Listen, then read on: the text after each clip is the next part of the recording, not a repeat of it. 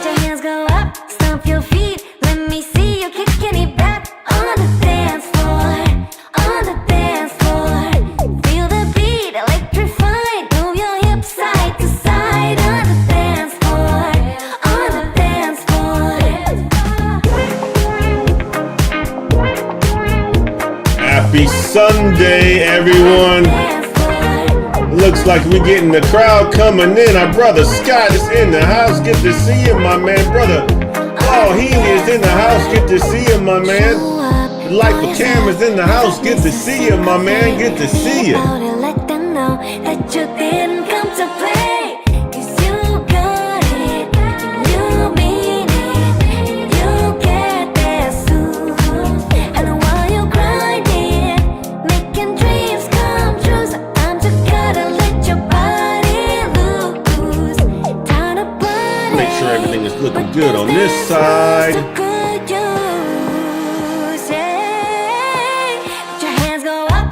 Your feet. Let me see you kicking it back On the dance floor, on the dance floor.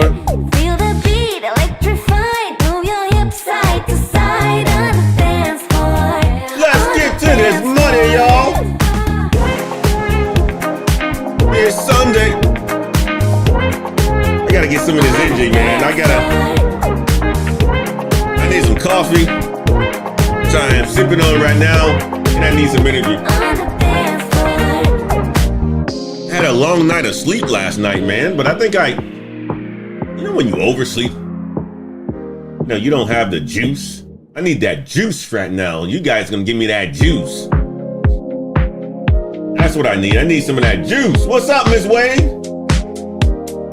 Yeah, you know I'm bopping over here, my man Scott. My brother Damien in the house, man. I spent all day yesterday with my brother Damien, man. We had a good ass time last night. My brother Damien was the responsible adult yesterday. Well, I was sipping on a couple brews, watching some football. Brother Damien was a responsible adult yesterday. And all of a sudden, after you have some brews and watch some football, you get hungry. Brother Damien helped me to go get some pizza last night, my man. Appreciate you, big bro.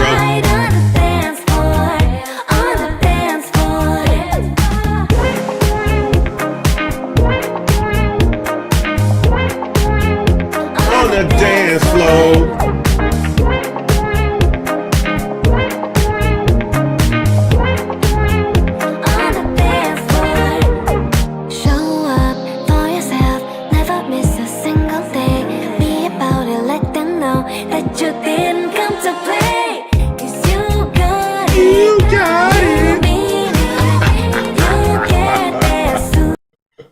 Oh man. Good morning, guys. It is September the 24th, this beautiful Sunday. I hope you guys are having a fantastic week. I'm coming to you guys on Sundays right now because we are in the midst of a basketball season. And,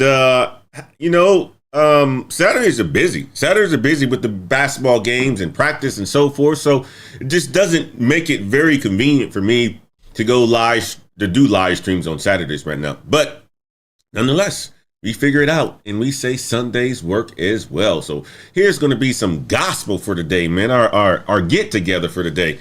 Hopefully you guys are having a fantastic day, fantastic weekend so far. I know it's already the later half of the weekend. And we got a new day starting on tomorrow. Guys, it is, we have October, November, December left. The end of the year is already here, man. It's come by fast. And, today I want to talk about a couple things. I want to talk about some tech news that we may have missed last week. I want to just get you guys your opinion on some of these tech news that is out there and get your opinion there.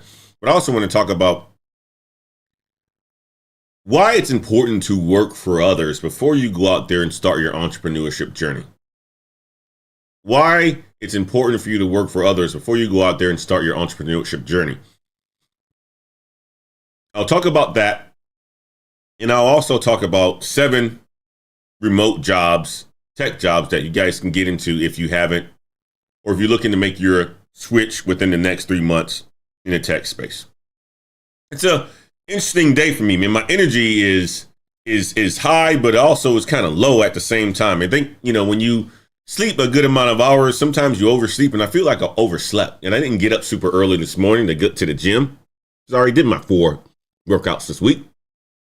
And, I'm going to get the energy from you guys today, though. So let's shout out to the people that are in the audience this morning, man. Our brother, Scotty, is in the house. Operation Tech Over. I said that wrong. You already see how my brain is working this morning. Operation Tech Takeover. That's what it is. Our brother Scotty's in the house. Good to see you, my man. Brother Paul Healy is in the house, coming to us from the beautiful Northeast. Our sales engineer instructor, our fantastic teacher, our level careers engineer. That's our brother Paul Healy. The Life of Cam is in the house, coming to us from Japan. Good to see you, my man. Mrs. Wade is in the house as well, too. Brother Damien's in the house as well. Good to see you, my man. We spent a good amount of time yesterday together. Good to see you and your family in the house. Maddox 12, good to see you, my man. Good to see you. Sarita is in the house. Mrs. Sarita is in the house. She says she's finally able to make another live. Good to see you. You be working hard, Miss Sarita. You be working hard. You be working hard. You be working hard. Brother Scotty says the weather in Kentucky had me on the grill while I was studying. I love it, man. Get on the grill, man. I love it. I love it. I love it. You got to get some of that. Got to get some of that good cooking on a Sunday, especially if you're doing it for the family too, man. And get yourself a nice little beer. Get prepared for these games. That sounds like a lovely day. That's one of the days that's the day that I want to have today. I told my wife today that I didn't want to go anywhere because we have enough food in the house, and I just want to chill, man. I want to relax. That's what I want to do this Sunday. Hopefully you guys will enjoy the rest of your Sunday as well. But guys, let's break into the news, man. Before I even jump into the news, I've been following Deion Sanders and the Colorado Buffaloes. Let me put this mic a little bit closer to me. Been following the, Colorado Buffaloes, Deion Sanders, and they lost yesterday. They didn't just lose, they got the crap beat out of them. And it was a game where I watched the entire thing for the most part. And you see that Colorado just didn't show up at all. And Oregon was just consistent, very, very consistent. But you have that loss already out. And then what I would say is this. I am excited that we have college football where it is right now. You already know that there's going to be a lot of complaints and discussions about, them getting beat and how Deion Sanders is going to respond to this. I think he did a fantastic job in his press conference. One of the things that you learn as a leader when you work in all different areas and you have a little bit of experience or a lot of experience in multiple areas like Deion does, you learn how to handle adversity and you learn how to handle, communication and communicating to other people about some of your wins and some of your losses. And he did a fantastic job at doing that within his press conference, really citing that it was his team's, a fault for losing that game and getting the smack beat out of him. And he took full accountability for that as the head coach. From the coaching side all the way to the player side, he took full accountability for that. And that's what you have to do in order for you to get better. That's what you have to do in order for you to, show a level of leadership, especially when you are a public figure who does things just a little bit different than the normal, right? Because, the biggest problem that most people have with Deion is the fact that he's a very confident man and he dresses a certain way. And it's against the tradition of what you typically see within a college coach, right? He wears his sunglasses, he wears a hat, he wears a chain and so forth. And he's very, very accomplished, right? But for some people, that seems to be not the norm. And then they say that is just a bunch of distractions, right? So That's what the majority of people, from what I've seen, who are against Deion has to say about him, right? Somebody is coming in there and he's not looking to make friends. He's looking to disrupt, and he's doing it the way he does. And of course, the people who follow along into this sheep mentality and follow along into this is how you do it. And if you go against that, then we're against you. That doesn't make those kind of people happy. It doesn't make those kind of people happy. But when you are experienced and you have that it factor, guys, you can go against what traditions say. You can go against it. And that's what Deion's doing. And that's why I absolutely love him. That's why I absolutely love what he's doing and what he's doing in college football. It's shaking it up. You're no longer seeing the coaches on the sideline with the shirt and ties on and so forth. You're seeing coaches now being themselves and being the authentic selves, right? And authenticity sells. And that's why Deion is such a big, big, big brand. And a lot of people are upset about that because they don't have it. They don't have that it factor, right? They have something, but they don't have that it. So when you don't have that it and you see somebody who has the it, you have to compare yourself to that, and you know that you can't live up to that.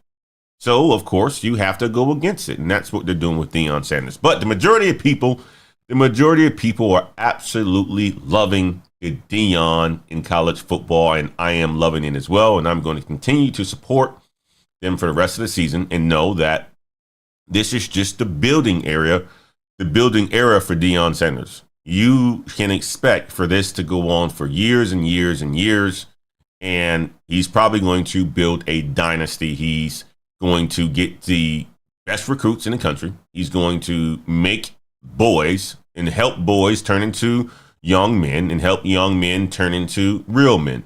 And that's the best part about Deion Sanders, is that he's not just transforming college football, but he's transforming people's lives. He's transforming people's lives. He's making these young men see the reality of the world. He's giving them the truth, but he's also helping them to develop. And he's showing it on the national stage, being a family man, which I love, number one. He loves his family. He loves his kids. He's not a baby daddy. He's a father. He's present. He puts it out there. And it is absolutely beautiful. Absolutely beautiful. Absolutely beautiful.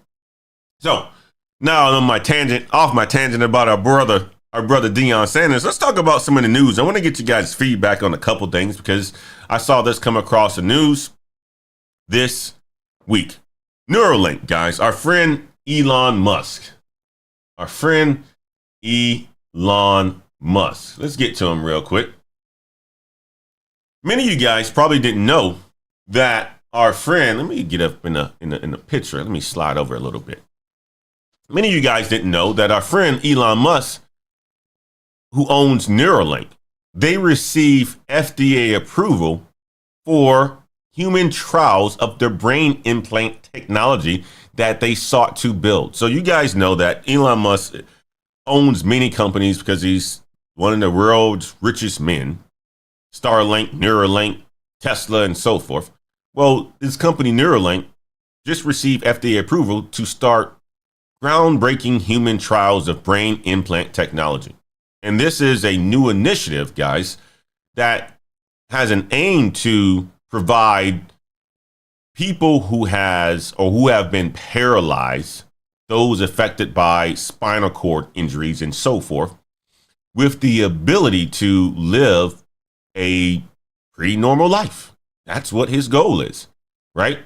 And this is going to be very interesting because what you're hearing is this brain implant technology can help people who have never seen to see, people who have been paralyzed to literally use their brain to make things happen and to work. I think it's absolutely fantastic. Absolutely fantastic. Now, while the total number of participants who's going to be part of this human trial is undisclosed, but you see that it's moving along and it's moving along fast. So the questions that I have for you guys who are in the chat is, what are your thoughts on this? What are your thoughts on human trials, right? Brain implant technology. If you have somebody in the family, or in your circles who's paralyzed, you know that their lives are fully impacted. And then your life may be impacted by it as well. What do you guys think about using chips to help these people see again? These people move again. These people have a pretty good life. I think that's pretty fascinating. But I want to hear your thoughts on that as well. What or how do you envision brain implant technology, to work in the future, right? In healthcare, and what capabilities is it going to give humans? At one point in time, I heard somebody say it's going to give, people who have been paralyzed Star Wars arms, or people who have been paralyzed the ability to work their phones even better than people who aren't paralyzed and using their phones and using their hands on their phones. That's pretty fascinating, but I want to get you guys' opinion on that one because I thought that was some pretty good news that came out this week, and I wanted to make sure I kept you guys up to date on the latest and greatest news. Let's move on to the second news article I wanted to bring you guys' attention today, outside of Mr. Elon Musk. Moderna. You guys know Moderna, one of the largest pharmaceutical companies that's out there. They are really working on cancer treatment using AI. And their CEO just unveiled a exciting advancement in the field of healthcare, emphasizing the integration of artificial intelligence and machine learning in the fight against cancer. So they're basically going to be using a whole bunch of data and inputting that into machine learning and artificial intelligence. And the goal here is to look at how cancer, which is caused by DNA mutations, and leverage AI, machine learning, and algorithms to see how these cancer cells are turning and find ways to combat that. And there's a lot of optimism towards how AI is impacting healthcare. And we talk about AI quite often on this channel. But when you are leveraging it for things to help other people, because we know that cancer kills a lot of people on a yearly basis here in the United States and around the world, I find it to be fascinating. And, I think that this was an article that I was, wanted to share with you guys, because you may have somebody who's impacted by cancer in your family, or, people and so forth.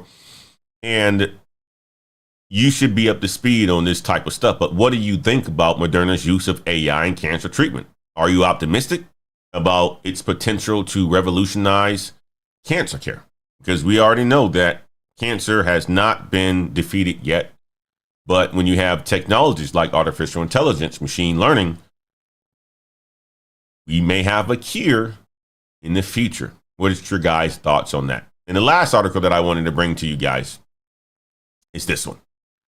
Our friend Elon Musk, again, I bring him up in this picture because he seems to be doing a lot of stuff these days, man. I mean, like, you're talking about a guy who's busy, but he has plans for Twitter, which is now called X. And his plan is to create a platform behind a subscription-based paywall, requiring that users make monthly payments to access it. But his goal here is when you access it, it's going to eliminate the bots that are on Twitter, right? So that, bots typically aren't going to have the ability to pay for it because it's computer generated text and all that other stuff. And they're not going to want to spend a whole bunch of money for something that they just can't troll people on and so forth. So what's your thoughts on that? I think that may be a good way to clean up, a lot of this. And it's going to cause X, which is formerly Twitter, to make a good amount of money. Now, I'm not a Twitter guy. I don't know very much about Twitter besides I have an account. Don't very much use it.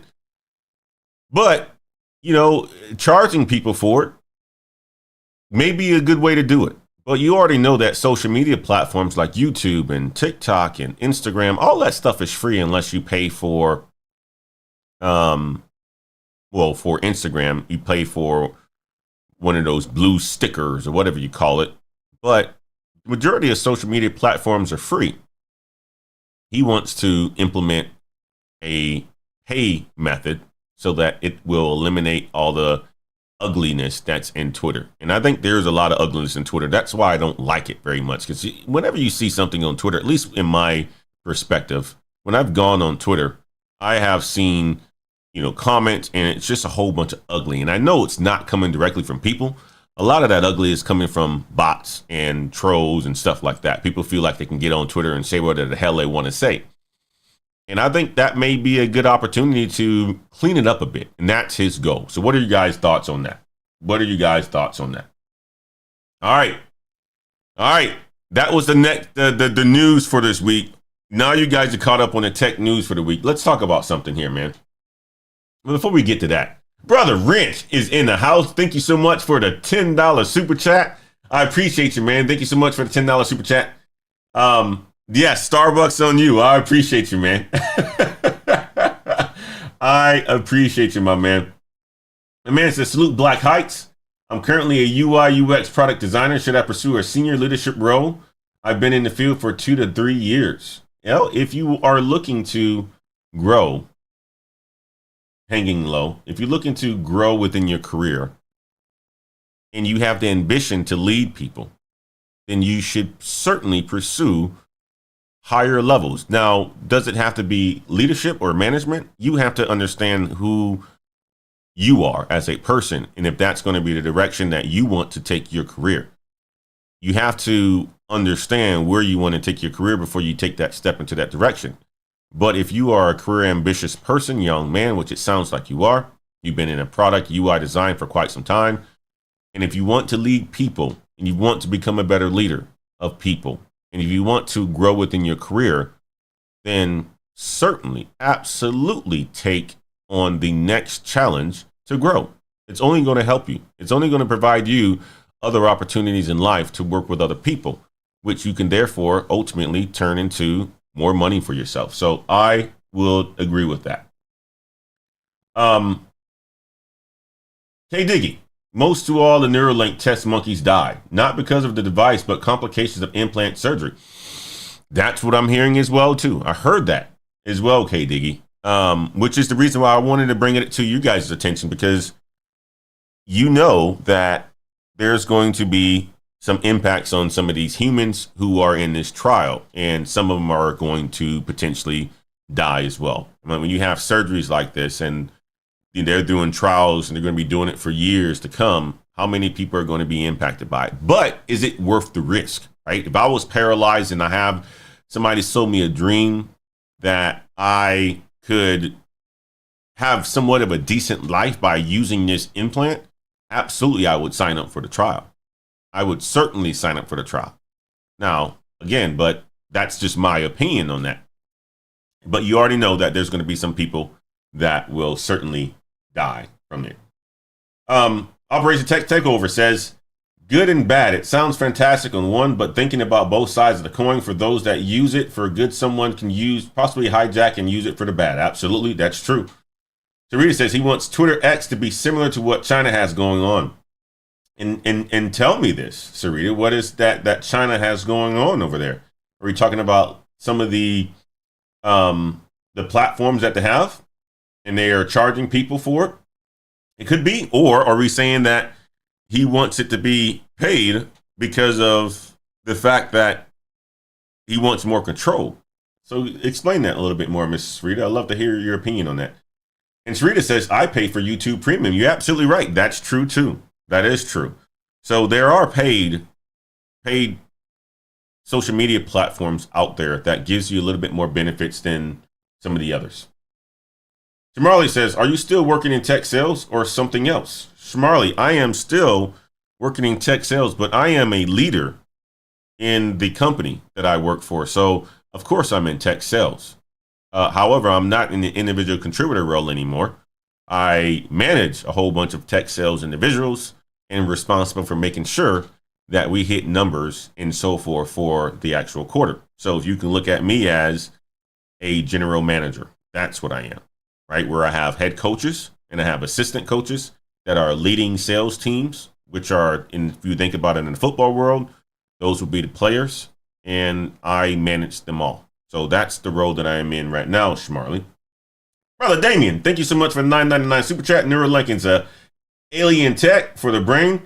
Great is to help degenerative brain disease. I'm definitely not an early adopter. Absolutely.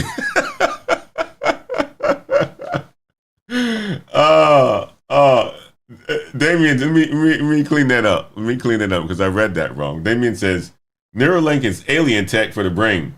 It is great that it helps degenerative brain disease, but I'm definitely not an early adopter. Of course, being an early adopter on some of this stuff is going to cause all sorts of problems that we probably aren't even going to hear about at all, right? So being an early adopter on any of this sort of new technology is something that you want to stay away from, man. I would agree with that.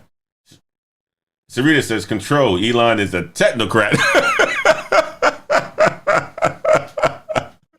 You ain't lying. You ain't lying about that. He wants control. Yeah, I hear you on that one. I hear you on that one. All right, guys. So let's talk about this now. There's been a lot on the YouTube streets that I come across about, and not only just the YouTube streets, but just reading news articles and stuff like that about people wanting to just be an entrepreneur. People wanting to be an entrepreneur and the boss men, boss chicks, all of that. And I just want for us to understand that being the boss takes a lot more work, right? Because you can't call yourself a boss if nobody's following you. You can't call yourself a leader if nobody's following you. You can't call yourself an entrepreneur if you are only working for yourself. You can't call yourself an entrepreneur if you don't really have a business and you're not really making money. But you have so many people that use those terms and they really don't use them the right way. But they also are convincing others that they should go out there and start a business without fundamental skills and networks and stuff like that. So what I'm here to talk about right now is for many of you, because you want to be a boss, you want to be a boss chick or a boss husband or whatever it is, you want to work for yourself one day. My advice, and this is coming from your big brother, your uncle, your cousin, whatever you want to call me, is that you need to work for someone. I would consider it to be corporate before starting your entrepreneurship journey. And I'm going to give you 5 reasons why. Reason number 1, guys, is this. You have to gain experience and you have to gain skills. And if you're working for somebody or a corporate company, they can give you the opportunity to gain valuable experience and skills that will be essential for success as an entrepreneur, right? In the business that you work for or work in, you can learn different business functions, such as things like, marketing. You can learn things that are very important, like sales and how to sell. I think that has been one of the most important skills that I've learned over the last 3 years is the ability to sell and how to sell, to where it's given me the confidence to grow and continue to grow the side businesses that I run today. But when you work for a corporation, they will treat you, or they will train you on how to do things like sales, how to become better at marketing, how to become better at finance and operations. And if you are somebody who don't know that and you're trying to start a business, you're not going to gain those skills without working for somebody. You're going to be behind the ball. So when people say that majority of entrepreneurs fail, it's because they come into it with a wrong approach. They come into it with their emotions on, I want to be the boss, but yet they don't have the skills that it takes to be a boss. I think about, and I've been digesting a whole bunch of Alex Hormozi's stuff. He's a YouTube content creator that, had a business, and he came onto the social media platform to basically share his tactics for him to become rich. And he starts off a lot of the conversations about with skills on selling and marketing himself and so forth, and how he had to invest a lot of time and energy into learning these skills in order for him to get to ultimately where he is today. And how he's done that is by choosing the fast track, which is to learn from people that are in positions that have the information and paying those people to get that information fast. And that is the exact same thing of learning and gaining experience before you go out there and do your own shit. And majority of you will fail. So it's very important to learn from others before you go out there and do something. You learn how to ride a bike. You don't just go and buy a bike and then choose to, or buy a great bike and invest in a great bike without learning how to ride a bicycle. So for people who are looking to jump into this entrepreneurship journey, what they end up doing is trying to become an entrepreneur without having any amount of skills, which is setting them up for failure. Okay.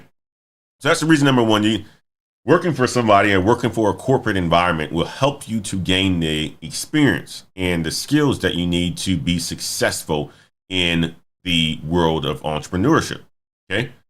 An example is, let's just say you are a software engineer who works for a large tech company like Google or Microsoft, right? You're gaining experience launching and developing new products. You're potentially managing teams. The question that a gentleman asked us in the chat today, if he should move up.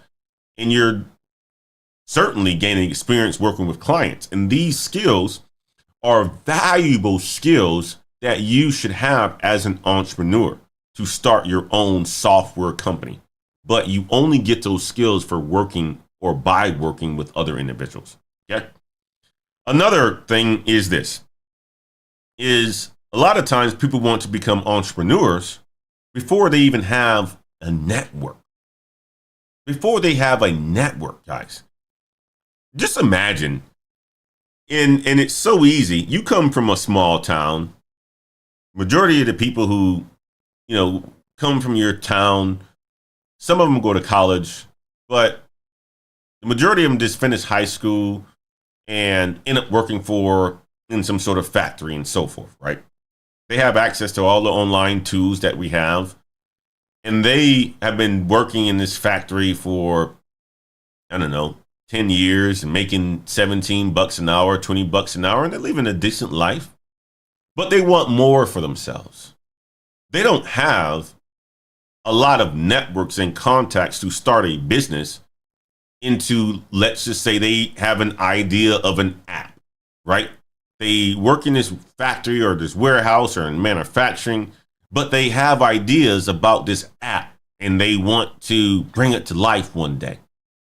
Well, you don't have the networks or the contacts of people who are in the software space to help you vet out that app idea that you have, right? So when you work in a corporate environment or you work with other people, it can help you to build a network of contacts with other professionals in your industry. I work in the supply chain industry.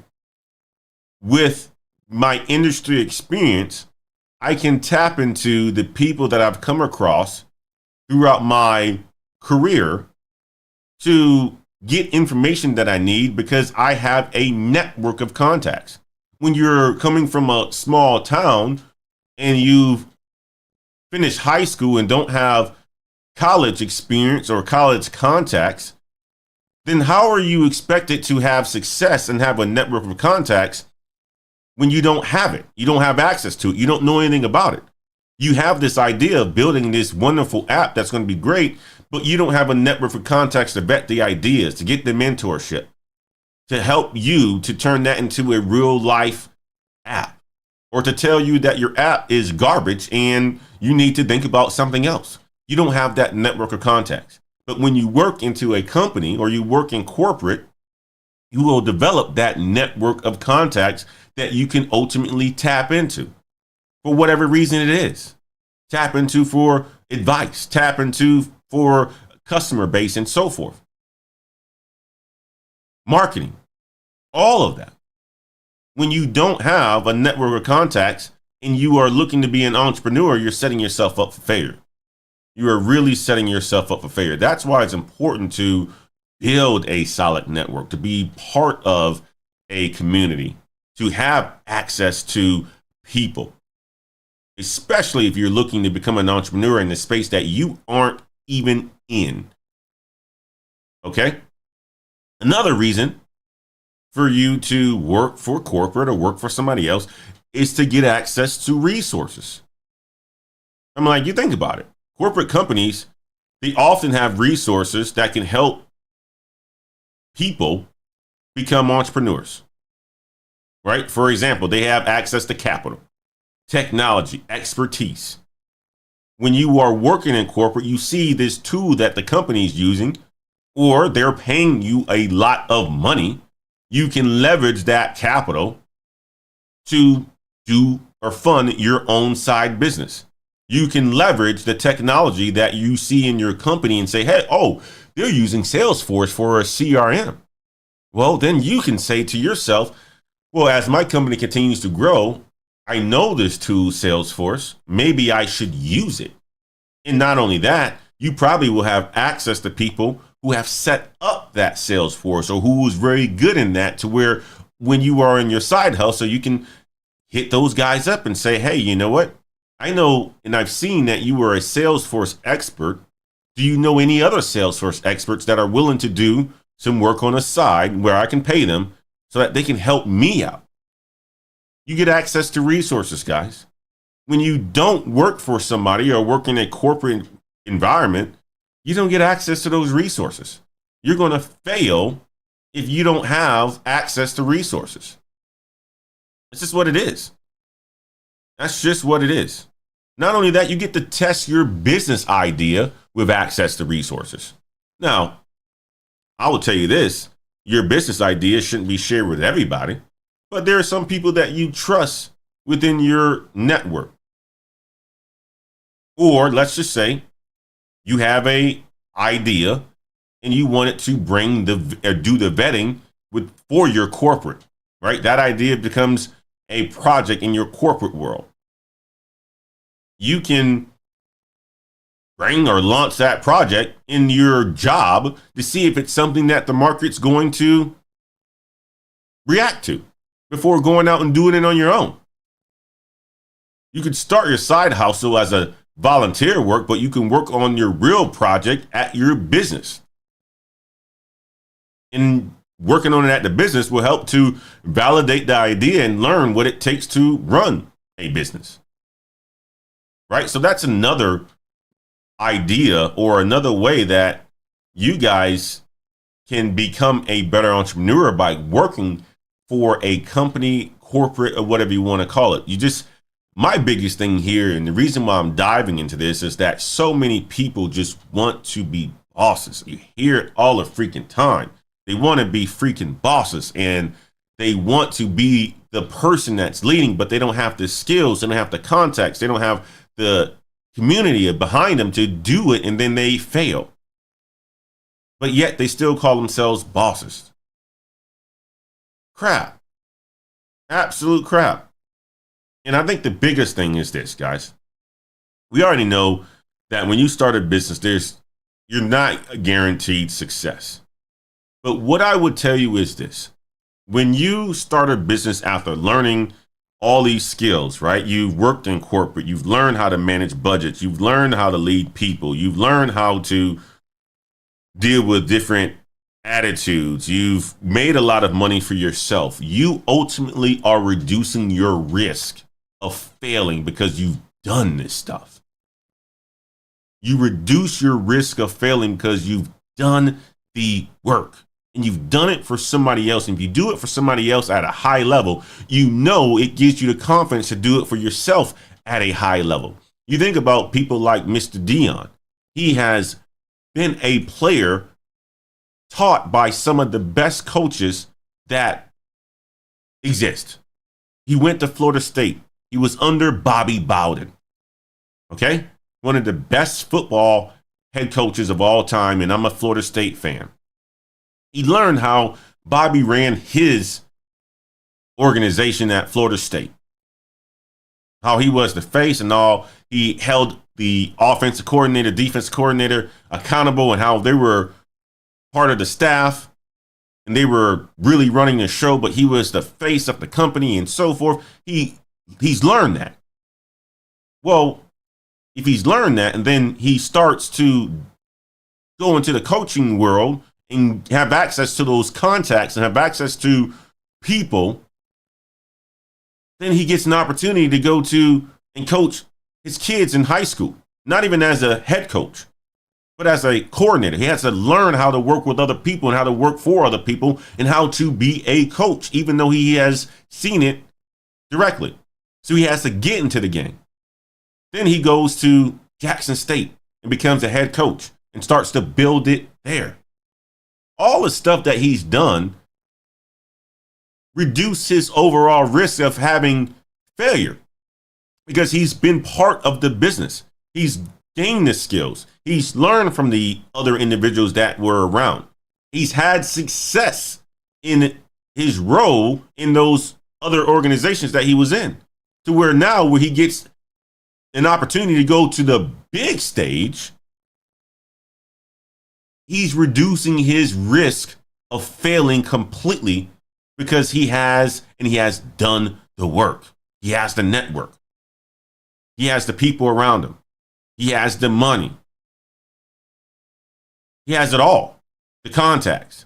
He has the skills. Not only that, he has the communication. And then he knows how to work with other individuals. So you ultimately reduce your risk by working for others. They say it took Jeff Bezos over 10 years to make Amazon a profitable company. He poured a lot of business or his money back into the business as he was growing it.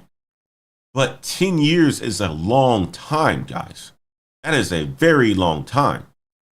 And if it takes him 10 years to become profitable, you already know that it was things that he had to learn throughout the way in order for him to get to become one of the world's richest men.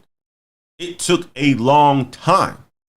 And when you start a business, you should have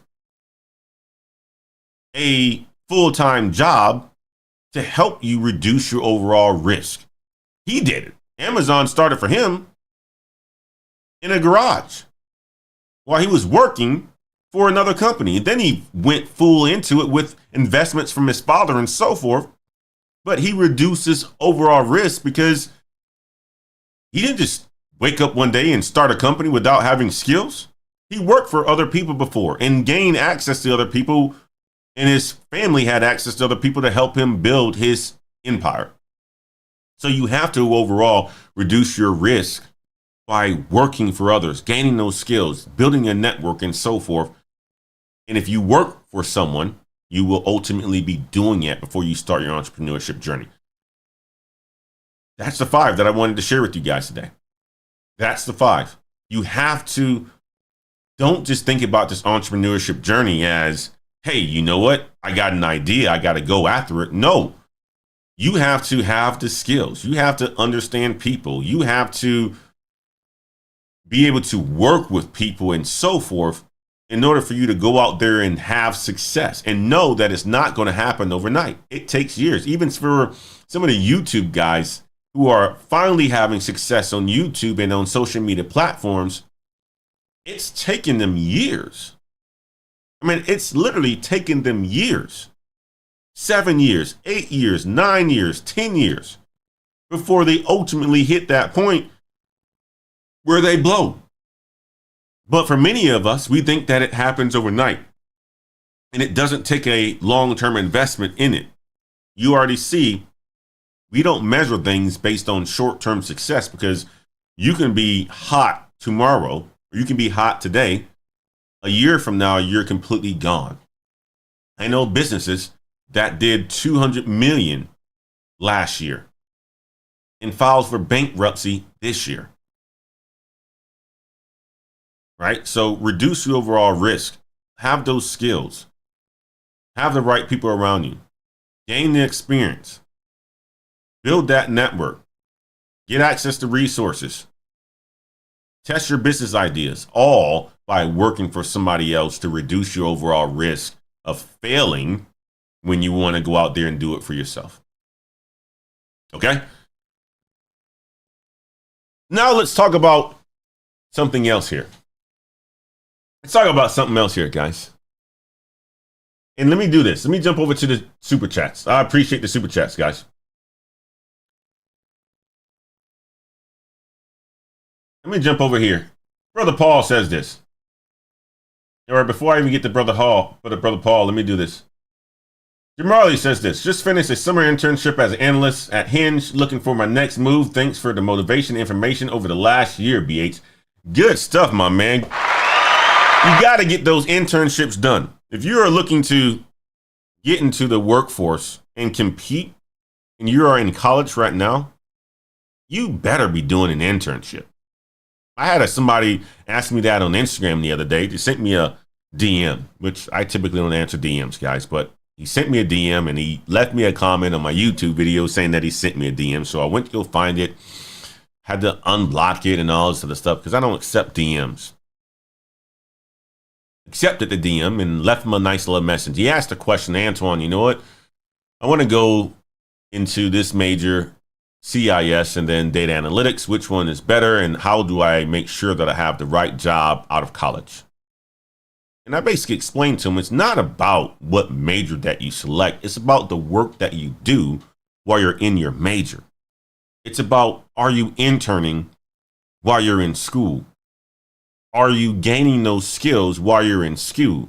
Are you doing all the things that most people aren't doing, brushing up on your communication, working in a full-time job or either internship or a part-time job while you're in school to gain these skills so that when you're ready to graduate and you're seeking employment, they look at you as, wow, he is a person that is very polished because his resume says he's got good grades.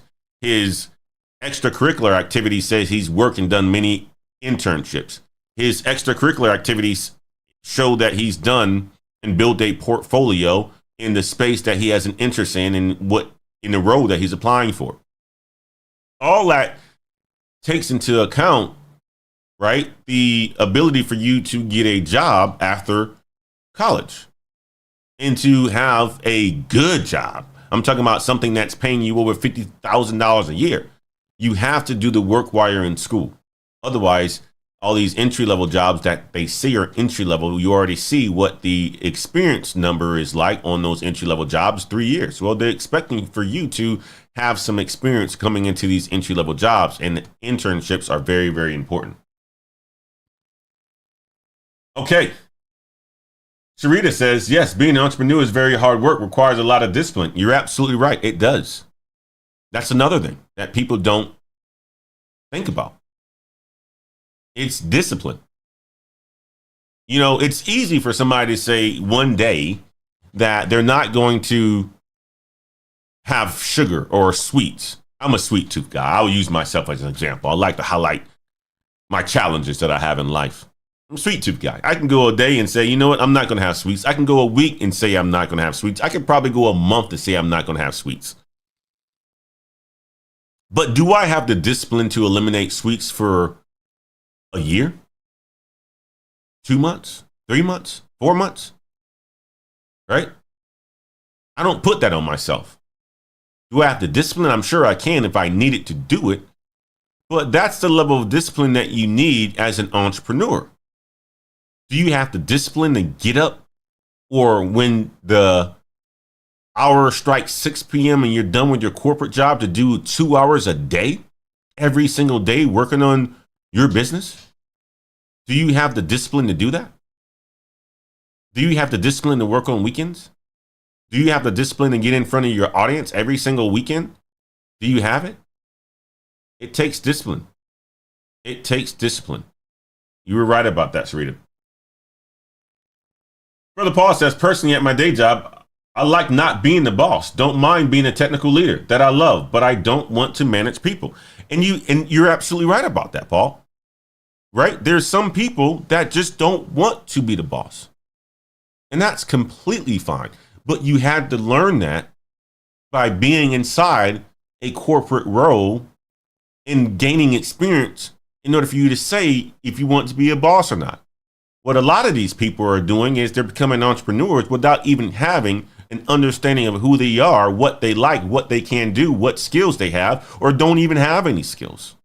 So you working for a corporation, Paul, you realize more than likely by being an individual contributor that was your lane when you probably tried to manage somebody some parts in your life. And you said, screw that.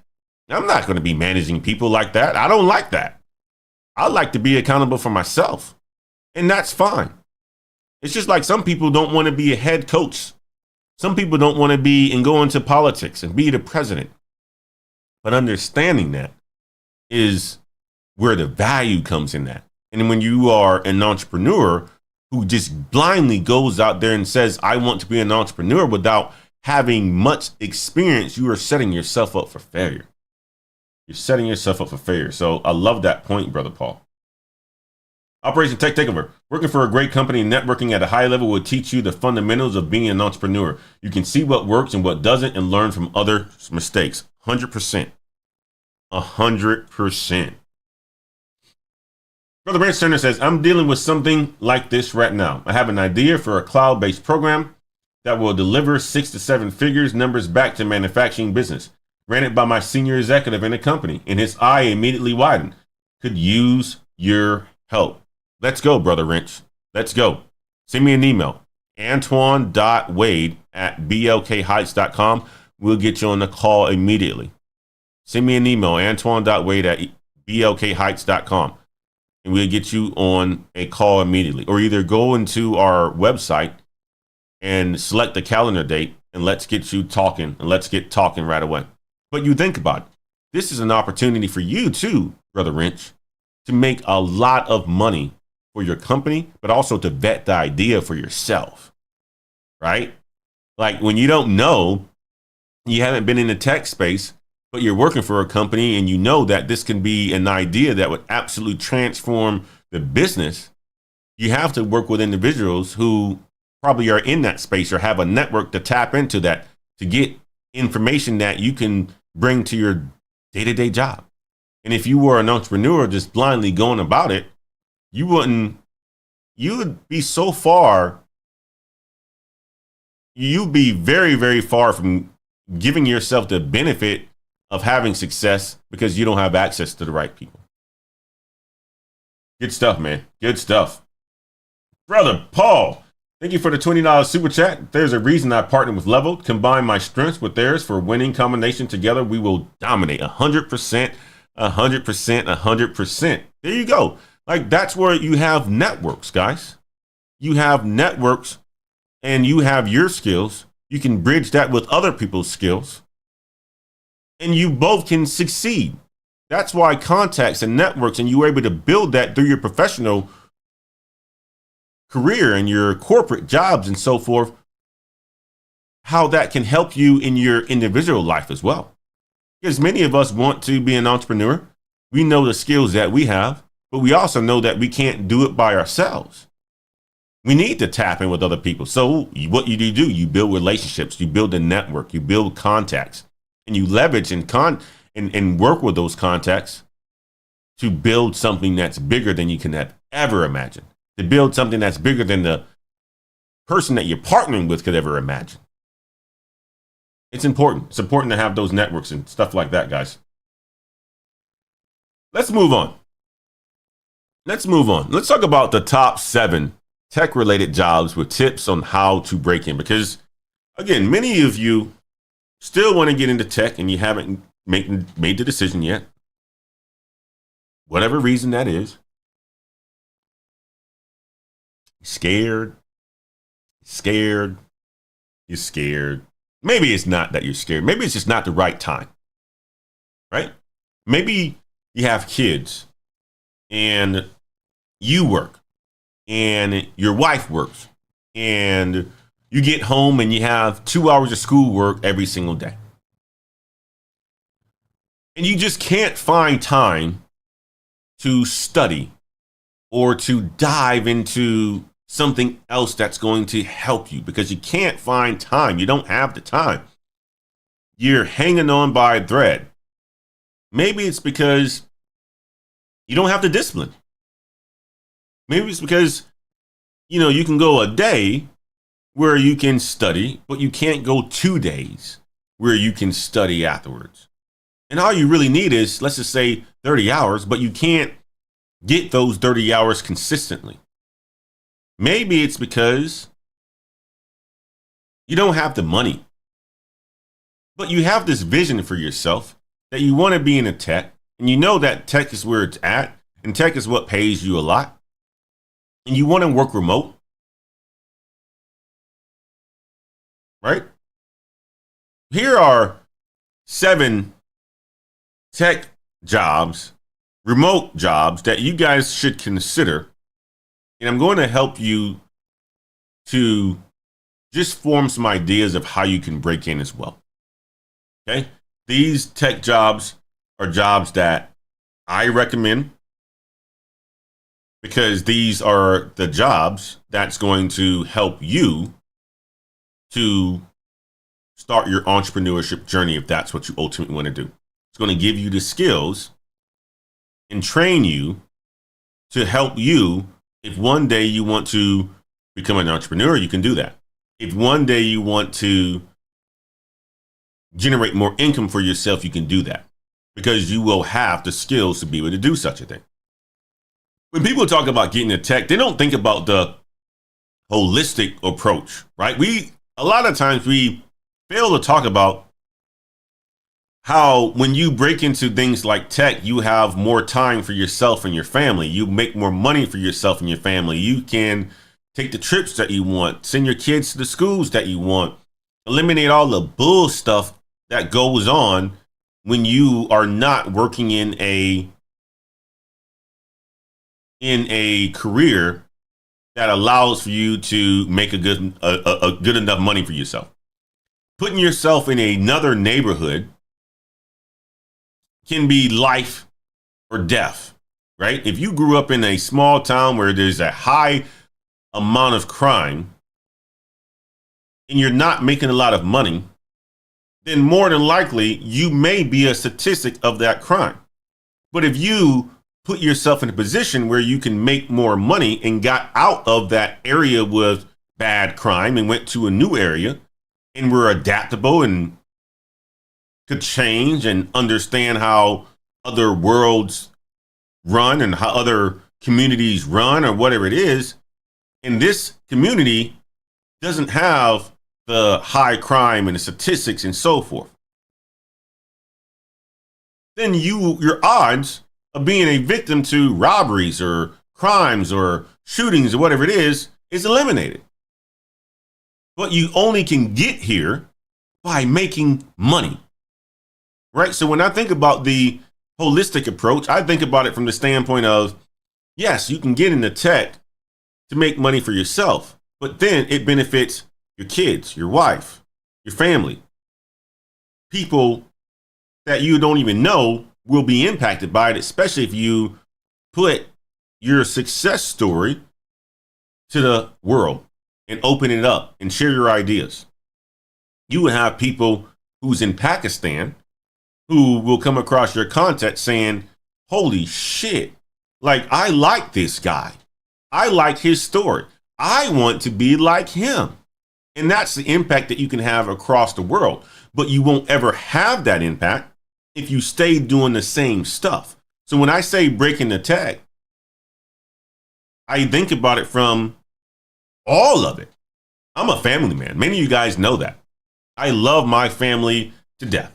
Right? I'm like, it's just what I get up for every single day, knowing that I have the responsibility and I'm accountable for making sure that my offspring, my wife, my family is taken care of. And it puts a battery pack in my back, right? I know why I wake up. I know what I'm doing and why I'm doing it. It's because of that, right? But also that comes with a whole bunch of other benefits. When I'm doing what I'm doing and when I go about doing the things that I do, comes with a whole bunch of other benefits. The benefits are I get to meet some cool people like you all. I get to hear stories about successes that other people have and that I potentially have contributed to. I get to have access to very important and powerful people that can help me out and put me and my family in positions where I can do even better.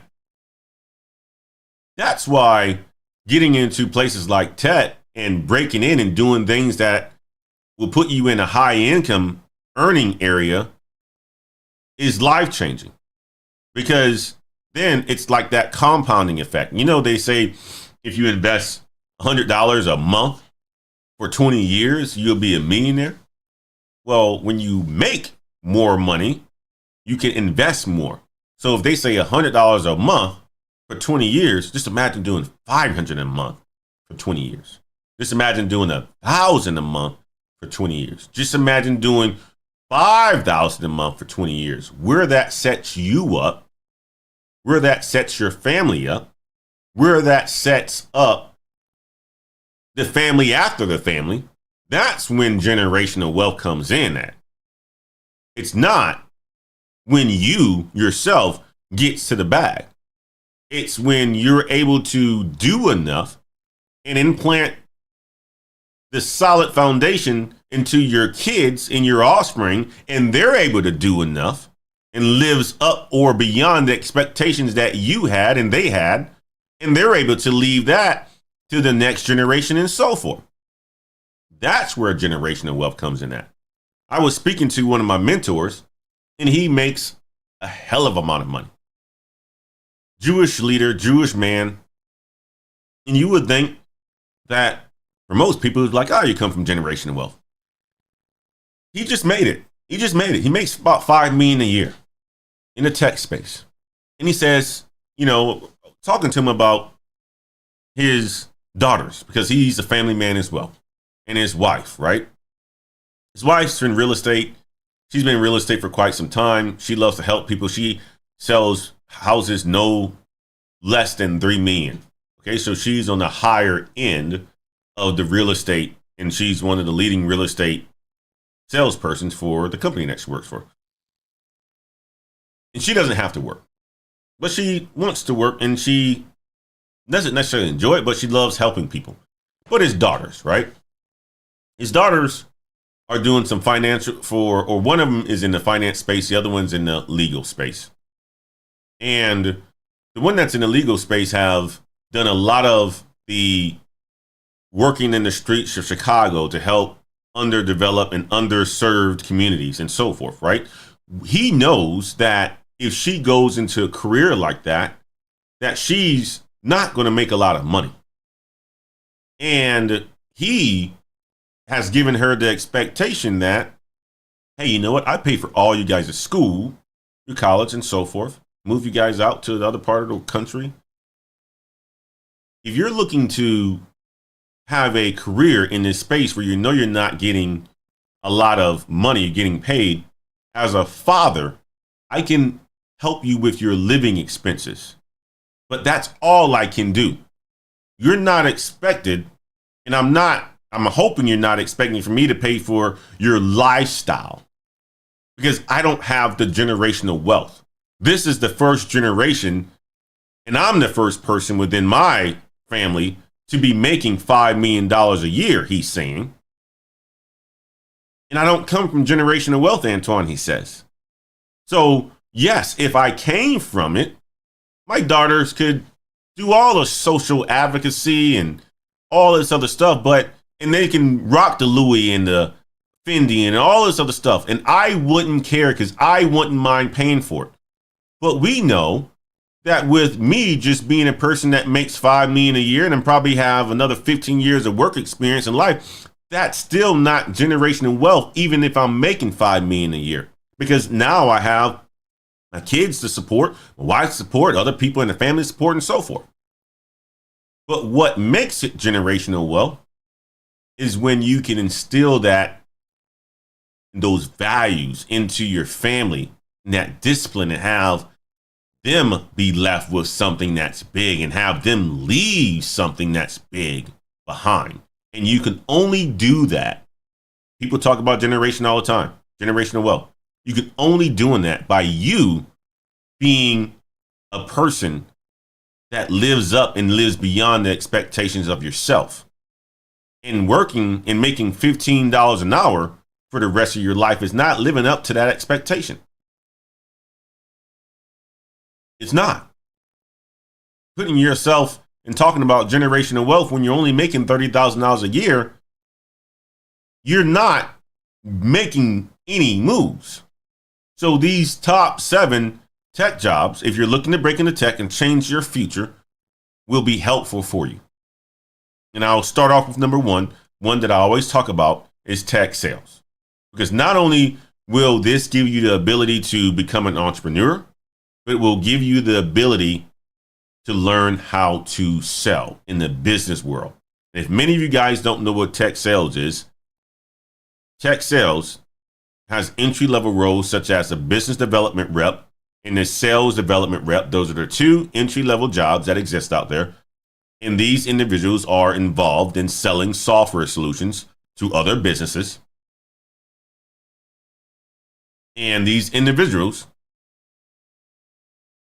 can make about $70,000 a year. If you're making $30,000 a year, $50,000 a year, this is an easy no-brainer for you to get into without having to have any code, any degree for you to break into. And how you can get into it: start networking with people,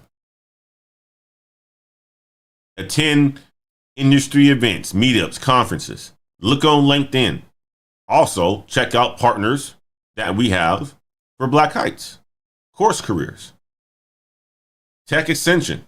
Any of those guys will help you to break into the tech sales world without a degree, without any experience. Miss Wade will leave the link for Course Careers in the chat. But it's going to give you an opportunity to make $70,000 plus, learn how to sell, which are entrepreneurship skills, and the most important in my mind as an entrepreneur is learning how to sell your ideas, how to communicate, how to solve people's problems, how to make a transaction occur. And you will learn that when you break into tech sales. Okay. My number 2 is, of the top 7 remote jobs, my number 2 would be IT help desk, because I started my career off in that space.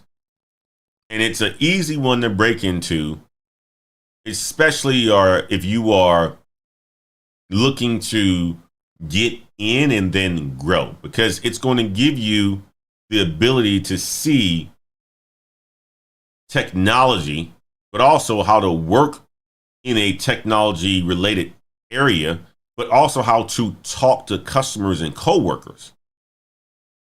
So it's going to give you the hands-on experience with technology, give you the ability to communicate effectively with customers and coworkers, which will make you a very valuable employee or entrepreneur, because you have good communication skills and you're solving people's problems. And they pay relatively well as well, with an average salary of around $57,000 a year, guys. It's a role that you can do. Both of these roles are roles that you can do to break in.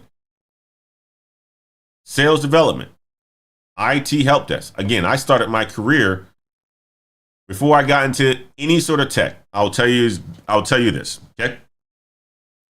When I was a junior in college back in 2004, okay, I sent an email out. I had this ambition, right? I knew I need to have an internship, but I had this ambition of I need to have a full-time job by the time that I graduate. And most people were telling me my mentors and leaders were saying, Antoine, you need to have some experience. Well, I was working part-time at a hardware store called Menards, Middle East, or not Middle East, but Midwest, sorry. And that's what I did on my weekends to have money in my pockets. But I sent an email out to this individual who I found online. His name was Christopher Crawley out of Milwaukee. And he started a technology company, a technology consulting company called Think Global Technologies. And what he was basically doing was helping small businesses to build their websites using HTML and CSS and so forth. And he was in the Milwaukee Journal newspaper, and it had the article and so forth, and it had his email in it. And he was a black man, okay, which I related to because I'm in college. I like to see, leaders in this space, and I really love to see it if they are black, okay. So I came across the article. I sent him an email. I just said, hey, Mr. Crawley, I'm a junior in college. I am an MIS student with a CS minor.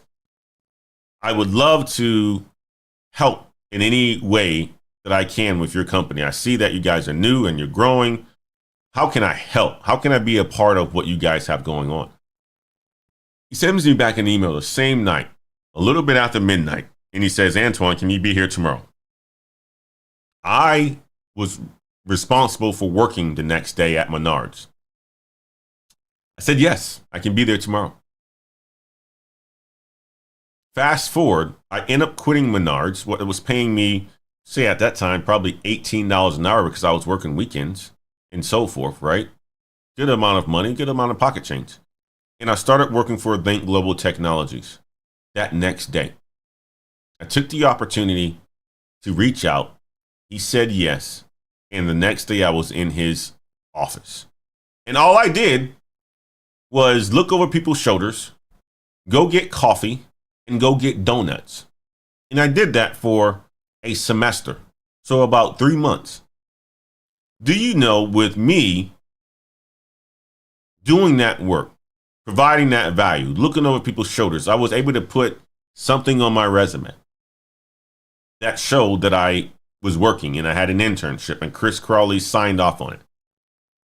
Well, I realized it was an unpaid internship. I wasn't getting any money in 3 months. I'm broke. I'm broke. Can't pay my rent.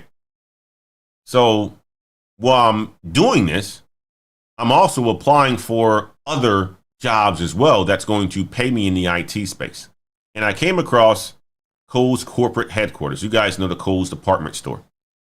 Well, living in Wisconsin, their headquarters is right outside of Milwaukee. Came across this job listing: IT help desk, POS, point of sale solutions. And it says part-time.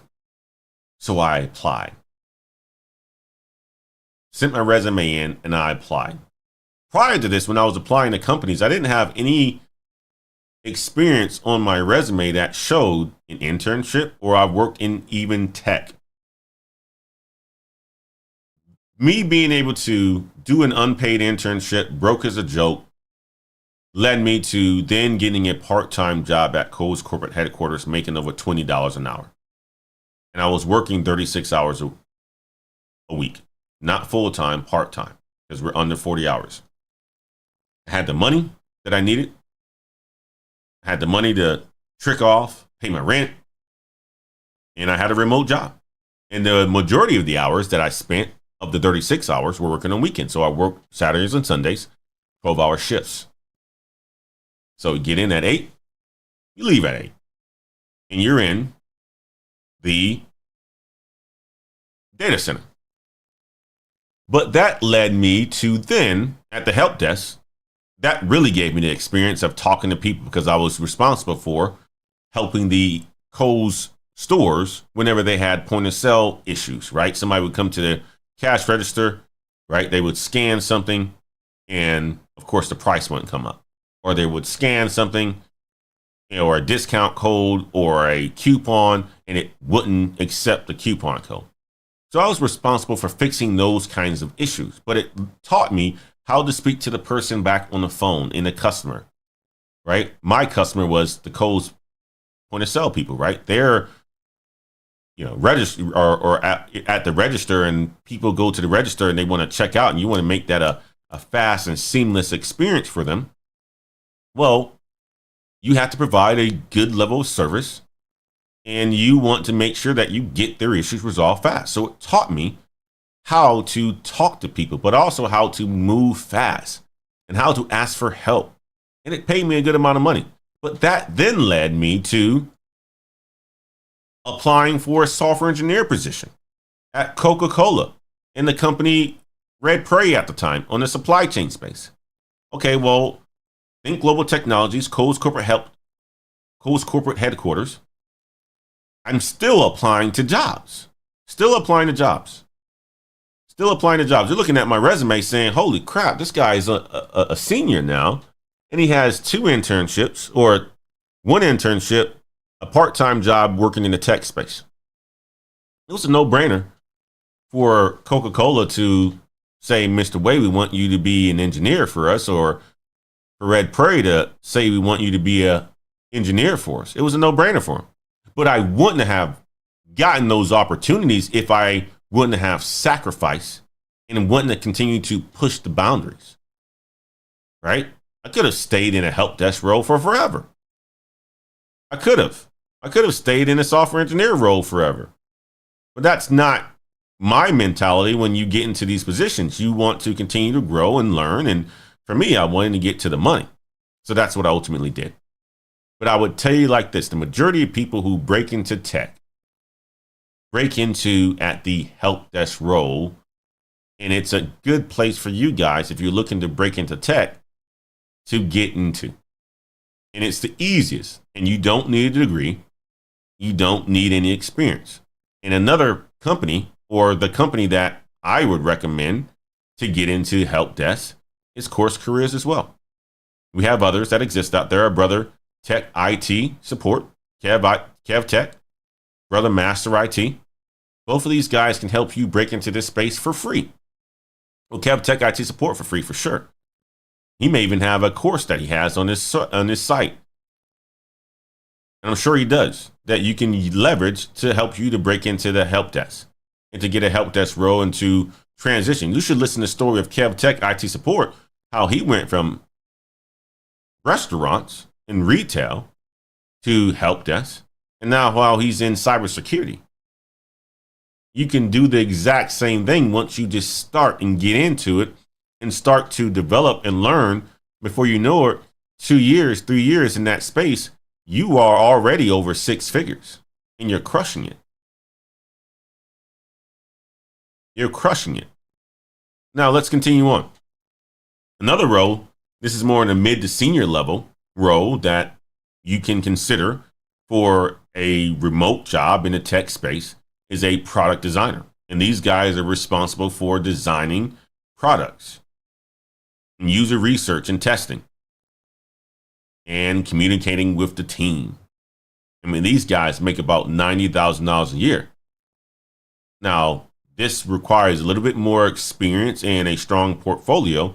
But if you were to start in some of these entry-level roles and build up, you can basically get there, right? You can also start where our friend is in the UX UI space. If you start in the UX UI space, you are basically designing. You can ultimately bridge that to becoming a product designer, where as a UI UX designer or an engineer, you're making 60s. You do that for a year or two. Before you know it, you're applying for a product designer. You were working remote. You're making more money, over $90,000 for yourself and your family. That's a good living, guys. It's good living. A really good living. Another role that I would say, or my number 4, is the site reliability engineer. Now, what do these guys do? SRE. So I want you guys to think of a site reliability engineer as this, right? You have companies that have software solutions that exist. Okay? So let's just say you are you have your own company and you know that you need certain software to track inventory and manufacture, products and services and so forth. Well, a site reliability engineer is basically responsible for making sure that those software that the business relies on is performing optimally. Meaning that, a lot of times we hear about the words SLAs, right? Service level agreements. And it's basically, okay, well, how much uptime and how your system is performing. And if your system's performing well, then your business is performing well. If your system's performing poorly, slow, you're not able to do stuff, errors and all that other stuff. A lot of times, if you have agreements, service level agreements on it, and it's not performing well, the company that is responsible for hosting that software will give you credits back for you purchasing that software. So if, for instance, if I am using this tool that I'm using right now to live stream, and it just always was failing, well, I can get a refund or a discount on my next month's subscription because it's failed because of service level agreements. And that's what a site reliability engineer is responsible for. They're responsible for making sure that the tools and the computer systems that a business is using is reliable and performing the correct way. And these guys make about $135,000 a year at the entry level space. And a way that you can become a site reliability engineer starts at the help desk. You have to learn about computer systems. You have to learn about, troubleshooting and task and so forth. And if you were to start as a help desk technician, you can work your way all the way up to becoming a site reliability engineer. Now, there's certification that you can get for, a cloud or becoming a system admin and so forth. So from IT help desk technician or IT help desk support to a system admin, doing something in the cloud, becoming a site reliability engineer, you're making some good money, $135,000 a year. That's enough money where you can say, now I can put $200 a month for 20 years instead of $35 or $5 because now you have more disposable income. Okay. Now, the next one is a back-end developer. Back-end developer, these guys are responsible for the, we talked about UI, UX, how they're responsible for the applications that you see on these phones and so forth, right? The user experience, the touching, the clicking, what you actually see. Well, back-end developers are responsible for what you don't see. Now, all this works based on code that's running in the back end. And if you want to be a technical person, then you can become a back-end developer. And these guys can make about $106,000 a year. Now, there's various educational paths to become a back-end developer, from going to school, becoming a computer science engineer, or self-studying and becoming a front-end developer first, and then learning the back-end side, becoming a full-stack developer. And there's other boot camps and stuff like that exist out there. But this is for those people that want to maintain a technical role and they like the technical aspects of technology, such as coding and building things. But it's a fantastic career that you can get into and become to make a lot of money for yourself. These guys make about, on average, $106,000 a year plus. You're talking about now, when you are in that $100,000 mark, you're going to see how that's so much better than making $55,000 a year. And when you don't have much of a lifestyle creep, then that's when you can really make gains in your life to do that entrepreneurship stuff that you have your eyes set out on. And you not only that, you're learning from people and you're developing these skills and you're building contacts and you're building a network. See how this all relates? You see how this all relates? The sixth one is a cloud engineer, guys. This is a hot one. Hot job.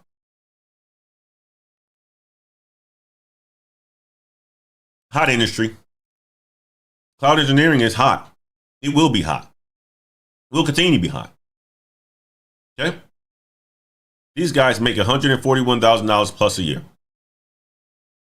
Now, it is one of the ones that's going to take you a little bit longer to break into. But as a cloud engineer, you can work remote. Get certifications in AWS, Microsoft Azure. Become one of those architects. And you will see that your life will be transformed. All you got to do is commit yourself, have that discipline to do it. Spend that 2 hours a day. If you were to put yourself head down 2 hours a day for a good 3 months, you will see how much progress you'll be able to make to change your life. Now, the goal is, the point of it is this. The goal is to succeed in it and break into it. The point is, do you have the discipline to do it, or do you just want to talk? Because many times, people just talk. They want to do it, but they can't do it. And there's no such thing in my mind. If you want to do it, you will make sure that you prioritize what you need to do in order for you to get it. And that's the difference that sets some people apart. That's the difference. That's the difference. It's a mentality thing. If you really want to break into tech, you will spend the time to break into tech.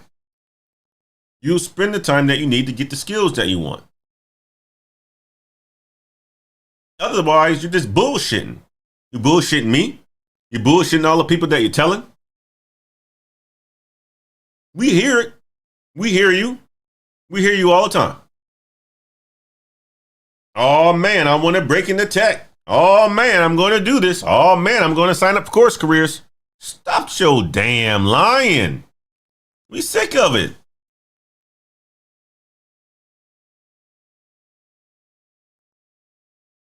Stop lying. Stop lying. I'm going to start this next month. I'm going to start this in 2024. Stop lying to yourself. It's not that bad for you what you're doing today. That's why you don't go and do it. It's not that bad for you. Because if it was that bad for you, if you really wanted it that bad enough, then you would do it. It's not that bad for you. It's not that bad working in that job. It's not that bad for you not being able to provide for your wife, for your kids, or your financial future. It's not that bad for you. You're comfortable. Because if you wasn't comfortable, you'd be doing it. If you wasn't comfortable, you'd be doing it. Why does it have to take something big in order for you to go and get what it is that you ultimately want? It doesn't have to be that way. It doesn't have to be that way. It doesn't take you losing your job in order for you to know that you can start a side hustle. It doesn't take you losing your job to know that you need to make a career pivot. It doesn't take the boss to come at you sideways because you work in a restaurant and he doesn't value you because he's a low class, low performer and doesn't have any skills to tell you that you ain't worth a damn in order for you to break into tech. It doesn't take you being a cashier and some knucklehead having to rob the place to show you and share with you that you don't need to be in those locations. It doesn't take that. It takes you just wanting to make a difference for yourself and your family. That's all it takes. and you making the commitment and being disciplined, like Sister Sarita said. It takes discipline. It doesn't take me having to get on this damn platform and tell you to look in the mirror. We know who we are. We know what we're bad at. We know we lack discipline. We know if we talk too much, but don't have the ability to execute. We know. So when I hear stories about I can't do, I ask the questions a lot of times of what you are doing. And the majority of times I hear absolutely nothing, a whole bunch of words, because people can talk and talk and talk, but they never, ever put the steps together and don't have the discipline to change it for themselves. So you know what I say? You are where you deserve to be. You are where you deserve to be. This is what it is. You are where you deserve to be. And I know sometimes that hurts. It hurts to look in the mirror.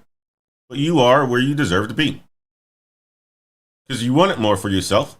You would work harder for yourself. You would think about yourself more. You would have the steps and be working towards an execution plan and executing that plan to get there and get out of your situation. If you want to be married and you're still looking at Instagram thoughts and thinking that you can date Instagram thoughts, that's your own problem. That's your problem. If you want to be married and your thing is, I gotta marry this beautiful girl and she's on Instagram, and you don't want this wholesome person that really has family values, your first thing is Instagram and what your boys say and how your boys are going to look at this lady and tell you how great she looks. And that's all you care about. And you're not expecting to get married. You're not expecting to have a successful marriage or a successful relationship. You're bullshitting yourself.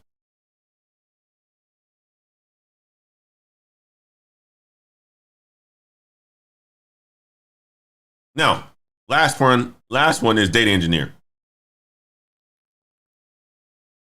The data engineer, guys, big time money here. These guys are, responsible for, the data storage and analysis and maintaining company systems that have data in it. And I can tell you this right now, these guys make a good amount of money, $115,000 a year. And most data engineers, they start as data analysts first and they work their way up. Become a data analyst. Start there.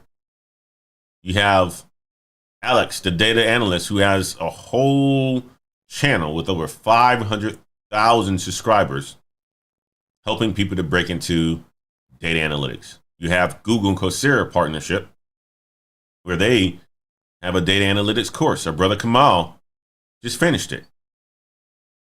If you want to become a data engineer, go do that course. Learn, then become a data engineer after a couple years of doing that work. And then you can start your side business.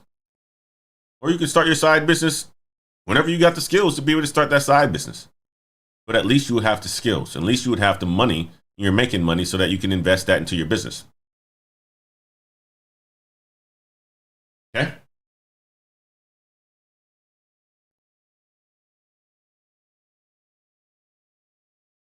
Paul Healy says, internships are gold.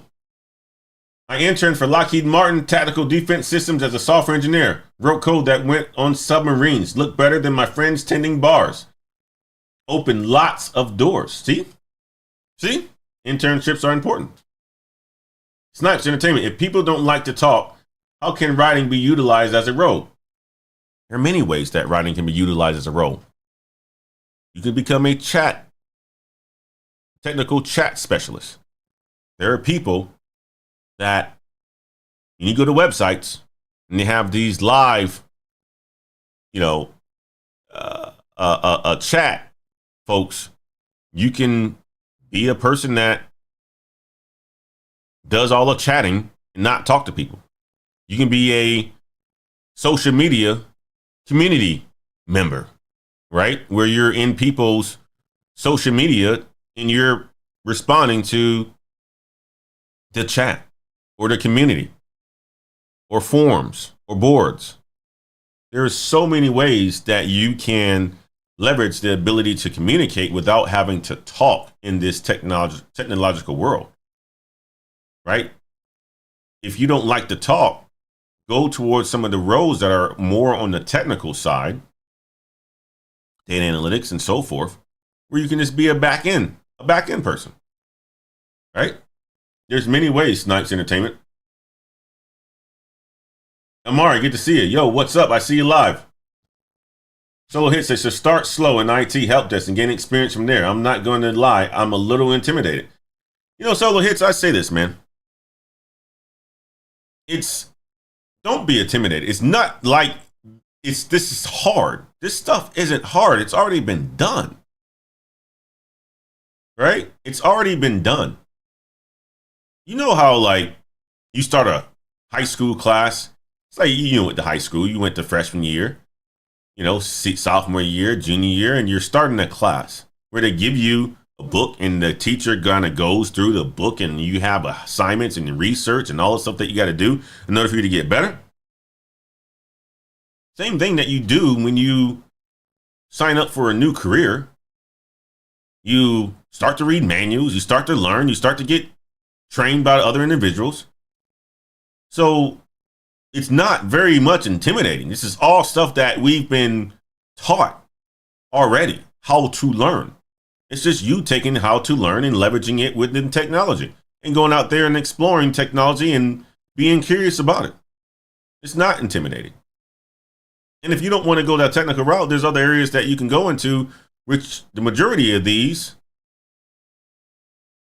are technical that I'm talking about today. But you have things like sales that are not technical, right? I mean, I can list off 10 jobs that you can get into that doesn't require you to be coding at all.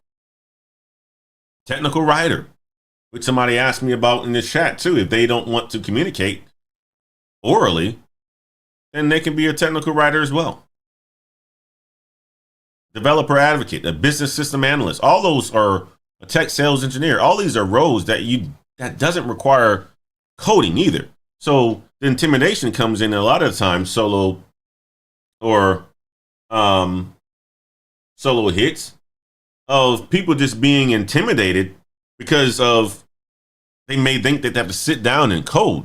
But a lot of these roles that we talk about in tech, guys, you don't have to code, man. You just got to use your brain. And now with tools like AI and stuff like that, information is in front of you. People have done it. One thing I'm never, intimidated about, and I'm hoping you guys are learning something from this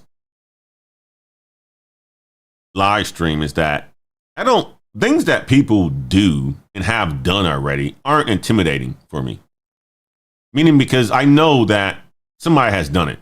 And I have so much confidence in myself that if somebody has done it before, I can figure it out.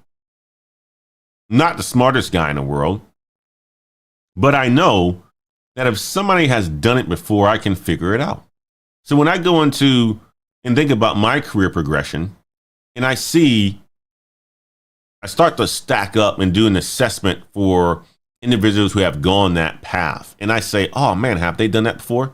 Oh, if they've done it before, then I typically go to that source for information to see what it is that they learned and how I can shortcut so that I can have success. If they haven't done it before, or let's just say it hasn't been done before, I still don't mind doing it, especially in a corporate role, because of the fact that I know that I'm either going to have a good amount of success being the first person to do it and set the tone and set the standard, or I'm going to not have the success that I was ultimately looking for, but still get a lot of accolades for trying and learning a lot for trying. Because I can then, if it doesn't go well, do an assessment on why it didn't go well, so that in some other opportunity, I can try it again. And that's when you really make the money then, when you have success. So the piece of it from an intimidation standpoint, when it comes down to tech, and I understand where you're coming from, right? But I want your mentality, I want you to think about it from the aspect of this stuff has been done before. We're not talking about, Elon Musk here, who's creating rockets that never landed or that lands after shooting it. We're not talking about that sort of stuff. We're not talking about that. We're talking about talking to people and running applications and solving people's challenges. We're not talking about Neuralink and putting chips into people's heads and, to make them have a normal life. We're not talking about that sort of complication. A lot of this tech stuff seems to be intimidating for a lot of people, but we're not talking about rocket science here. This is all stuff that you can learn from manuals and having access to people. Okay? Operation Tech Takeover says, my big brother Dre says something that hit me like a ton of bricks. Is your why strong enough? Why? What hurts you? The thought of not being able to protect my family, provide for them, scares me. I'm telling you like this right now. And I've talked to Brother Scott, I say this, right? Me and our brother Paul Healy, we've talked, and I love him to death because he's a family man as well. Me and Damien, we talked, love him to death. He's a family man as well. And when you are not, that scares me as well. That's why I go so hard, man. It's like the ability not to protect my family, because you never know what comes up.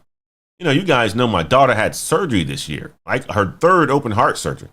And the ability for me to not be able to protect her, provide her that level of care, it's beyond anything that you can imagine what I would go through if I couldn't do it. Right? So that's the why. You're absolutely right about that. It's the why. Right? The ability for me to, not put my son in a good position of having a great education, or if he wants to go into sports, to play for, and be coached by some of the best. I was looking at I'm a big fan of Patrick Bet-David. Many of you guys don't know who Patrick Bet-David is, but he has the Value Entertainment channel, and he also have the PDB podcast and so forth. He recently had Tom Brady on his channel, and Tom basically talked about his success as being probably the greatest of all time from a Super Bowl quarterback. I like sports, and I like to think about how sports and leadership, all that stuff intertwine to families, relationships, and all this other stuff. But Tom talked about how he grew up. And Tom didn't start playing football until his 9th grade year, which is basically high school. He said he wanted to play. He went out. Freshman year, did not play at all, and his team went 0-8. Wasn't even a start on his freshman team. And then one of the things his father did, and he has loving parents, and he loves his family. That's one thing that's important for him, is his family, his father and mom. He said they gave him the best opportunity to be the best in life. And that's what I want to do for my family and my kids. The best opportunity to be the best that they want to be in life. So when Tom wanted and chose to be a quarterback, his father then was like, okay, well, then I'm going to help you. If you want to be the quarterback and you're not playing, you want to get better, I'm going to help you get access to a throwing coach. Then you get access to a throwing coach. Sophomore year, played on JV. Junior year, took the starting job, and so forth. Anytime he said, he's not getting recruited, his father was like, okay, well, let's go to this camp. Let's learn how to throw better. Let's go to this camp. Let's go to this camp. Let's go to this camp. You can only do that for your family if you are making a good amount of money. You can only do that for your family if you really care about their success and you are dedicated to your family. Think about Dion. He's bringing his sons along to get the national attention because he cares about his family. He wants to see his family have the success because it means a lot to them. And it scares the shit out of me when you can't do that. And I think that's what separates boys from men.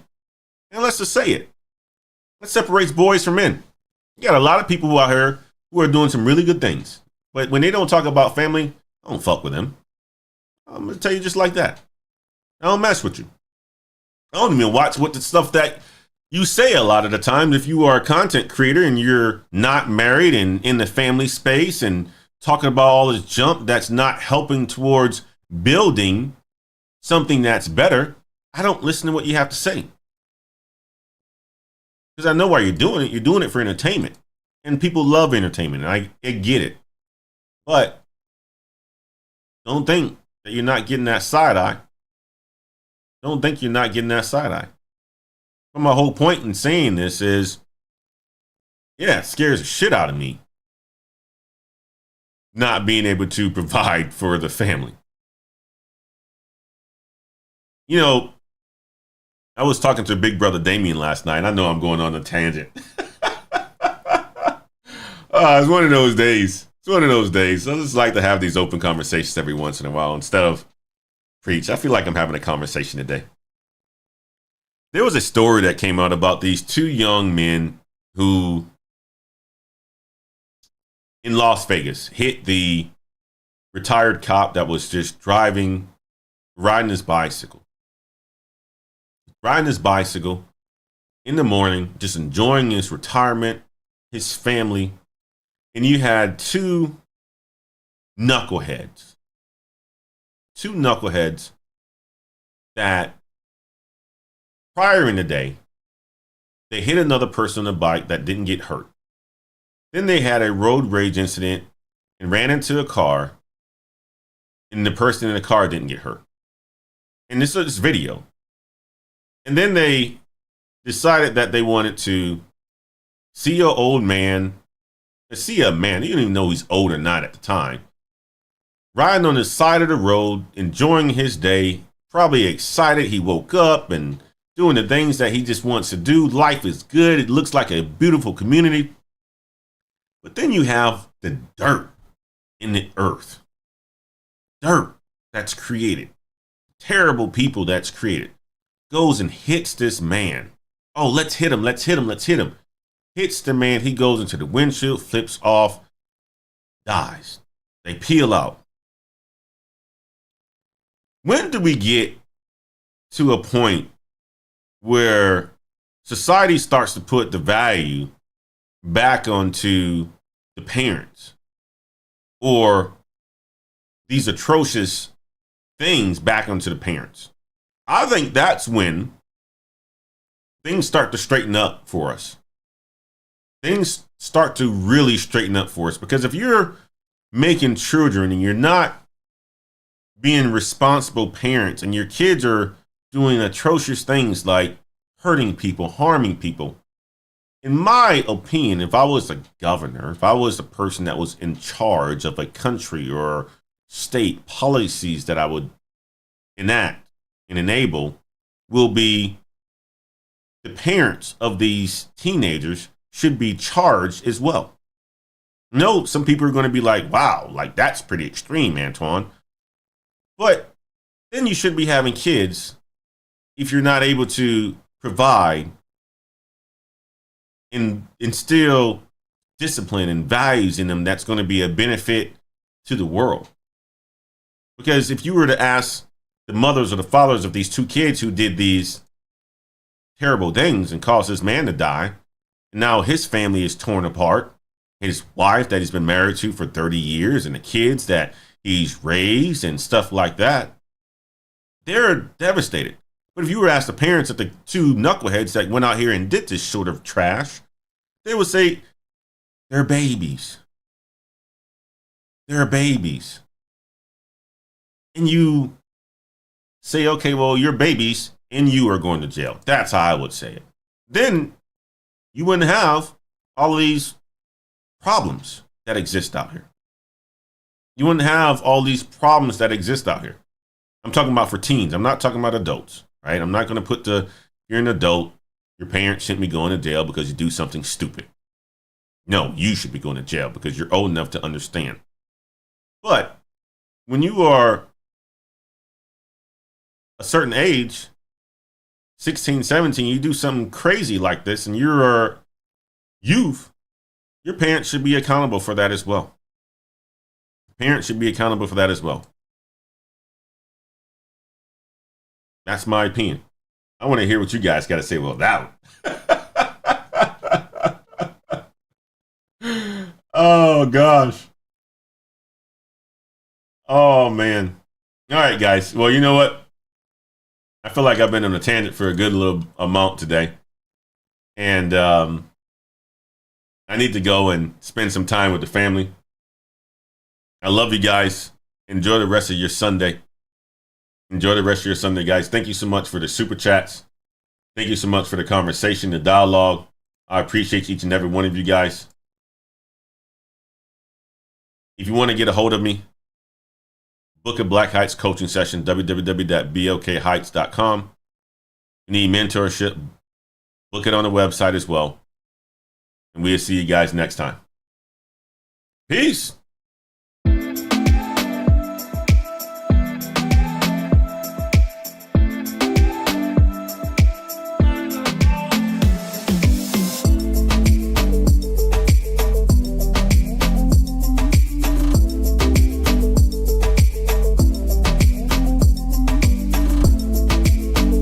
Guys,